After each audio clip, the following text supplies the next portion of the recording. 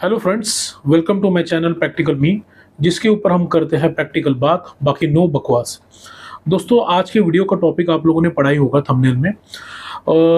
मैं आपको बताऊंगा कि मतलब बहुत वर्स्ट सिचुएशन में मैंने भी मतलब दिन निकाले हैं जॉब में। कुछ मेरे जो मतलब एग्जांपल्स है, जो आपको बताऊंगा कि जिससे मैं बाहर भी कैसा निकला।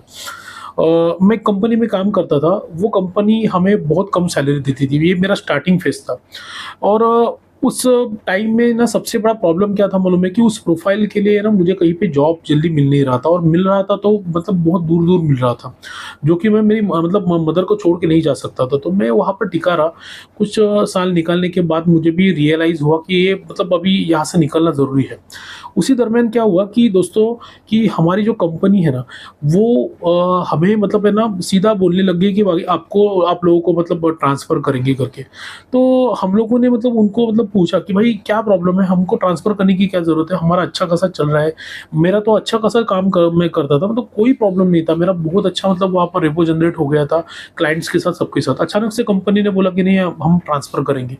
तो इन कंपनियों ने क्या किया कि हम 6-7 लोगों को ट्रांसफ़र लेटर दे दिया। मैं नहीं जा सका, मुझे राजस्थान बोला था।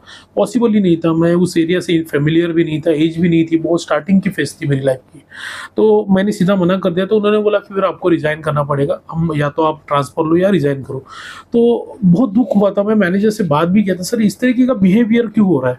मतलब इतना अच्छा काम करने के बाद, इतना अच्छा आउटपुट देने के बाद, मैंने कंपनी को मेरे इतने मतलब प्राइम ईयर्स दिए लाइफ़ के, जो सबसे एनर्जेटिक ईयर्स रहते हैं लाइफ़ के, जो मतलब 20 या 25 साल के आस-पास के रहते हैं, वो मैंने अपनी कंपनी को दिए।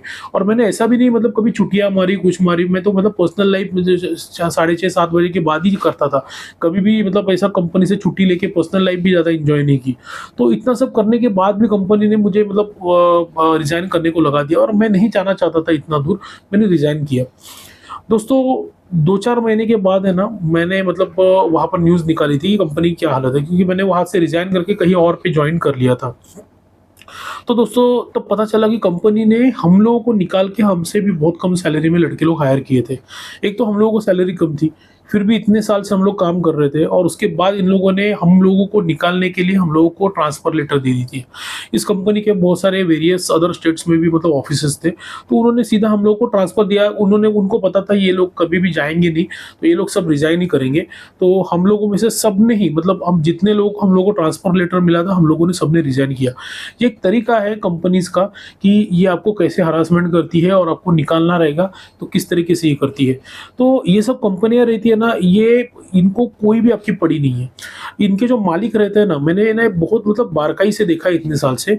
जो भी कंपनी के ओनर रहते हैं ना, उन्होंने कोई ना कोई एमडी या कोई ना कोई मतलब बड़ा सीईओ जैसा बंदा कंपनी में ऐसा रखा है ना, कि जो बिल्कुल भी मतलब डेंजरस, और अपनी एक ऐसी इमेज बना के बैठा है ना कंपनी में, कि उसको देख के कुछ लोग मुझ जाए।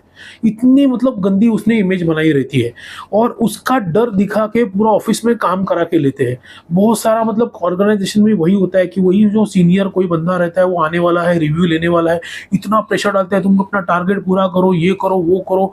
सुबह कॉल करेंगे, बोलेंगे आज कितना टारगेट पूरा करोगे, और तुमसे मतलब वो एक्सप्लेन करके लेंगे कि भाई कितने क्लाइंट्स को मिलोगे, क्या करोगे, क्या करके दोगे, क्या करोगे। और जैसे ही शाम को 6:30 बजे वापस कॉन कॉलिंग होती है, वापस आपको पूछा जाता है कि भाई आप ये कितना टारगेट किया करके, और अगर नहीं किया रहेगा तो बहुत ज़्यादा लास्टिंग मिलती है दोस्तों। तो इस तरीके की भी हरासमेंट होती है, और इतना मतलब हरासमेंट हो रही है आज के टाइम में, इतना हरासमेंट हो रही है कि लोग आत्महत्या कर रहे हैं, जॉब छोड़ रहे हैं, लोगों की हेल्थ के ऊपर इफ़ेक्ट हो रहा है, और ये एक रियलिटी है। और एक मेरा एग्जाम्पल था कि मैं बहुत अच्छे लेवल तक पहुंच गया था, मैं टीम लीडर बन गया था। टीम लीडर बनने के बाद दोस्तों, मेरे टीम की एक लड़की का मेरे ही मैनेजर के साथ अफेयर था। दोनों भी शादीशुदा थे, और उनका आपस में अफेयर भी था। अब वो क्या करता था कि उस लड़की को अगर तकलीफ ना हो, इसीलिए मेरे ऊपर प्रेशर डाल के उसके काम मेरे से करवाता था। मैं भी होशियार था, मैं कुछ काम उसके करता था, कुछ काम उसको दिखाने के लिए, और बाकी सब मैं बाकी के लड़के लोगों के मैं ऊपर डालता था, क्योंकि मुझे भी वो मतलब फ़ील हो रहा था, यार ये गलत है कि ये एक लड़की सैलरी ले रही है, बस इसके साथ अफ़ेयर करने के चक्कर में ये मुझसे भी काम करा के ले रही है, मेरा पूरा टारगेट खराब कर रही है, खुद कुछ काम नहीं करे, प्रोडक्टिव ही नहीं है, ऐसे लोगों को पाल के रखा है। आखिरकार मतलब एक ऐसा मोमेंट आया कि उस टाइम में हमारे क्लैशेस हुए, क्योंकि बहुत ज़्यादा ओवर काम आ गया था, और उसमें वो मेरे को फ़ोर्स कर रहा था कि उसका भी काम करो। मैंने सीधा बोल दिया, सर मैं नहीं कर पाऊँगा। पाऊंगा, क्योंकि इतना सब काम मैं नहीं कर पाऊंगा, उसको करने दो। तो उसके ऊपर उसने मेरे साथ इस तरीके से आर्ग्यूमेंट की, मतलब जैसे कि कोई गर्लफ्रेंड के लिए कोई बॉयफ्रेंड अगर आर्ग्यूमेंट करता ना वैसा। तो मैं इतना भड़क गया, वो मैटर फिर हमारे सीनियर बॉस तक गया। दुर्भाग्य की बात थी कि हमारा जो सीनियर मतलब ब्रांच मैनेजर था उसने और एचआर वाले ने उसकी साइड ली और उन्होंने मेरे सब प्रॉब्लम्स गिनाना चालू कर दिया। मैं समझ गया, उसी दिन मुझे क्लिक हो गया कि भाई ये लोग मुझे यहाँ पर जीने नहीं देंगे, इन लोगों की आपस में मिली भगत है।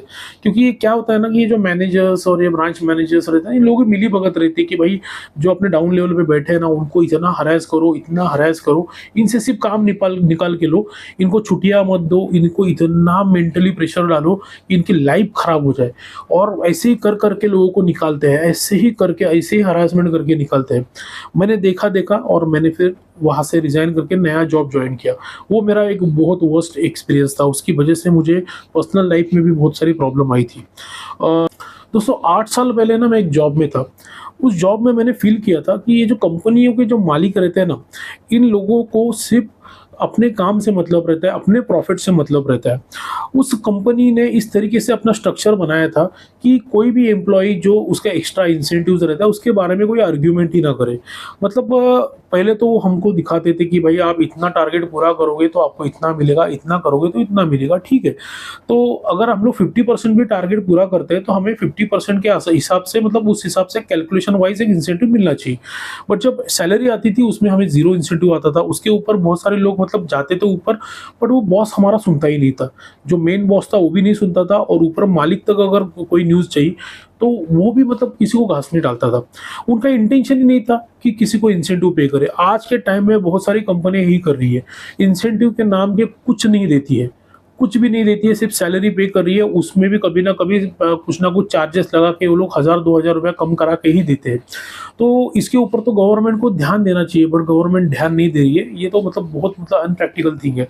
और ऐसे जॉब्स में रह के क्या होता है मालूम है दोस्तों, कि आपका है ना जो मेंटल हरासमेंट है ना, इतनी ज़्यादा लेवल पे हो जाती है कि आपकी फिजिकल एक्टिविटी के ऊपर भी उसका असर होता है।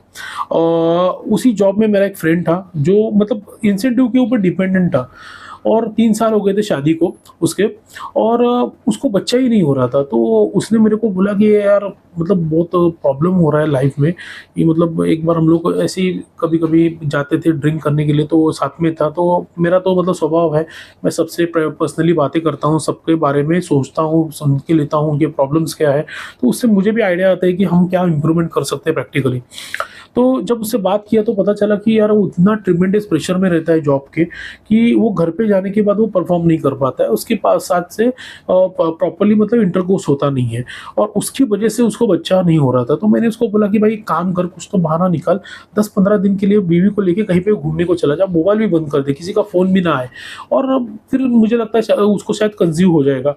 तो उसने कोशिश भी किया, 5-6 दिन, 6-7 दिन के लिए कहीं पे गया था लेके उसको वाइफ को, पर उसको फिर भी नहीं हुआ।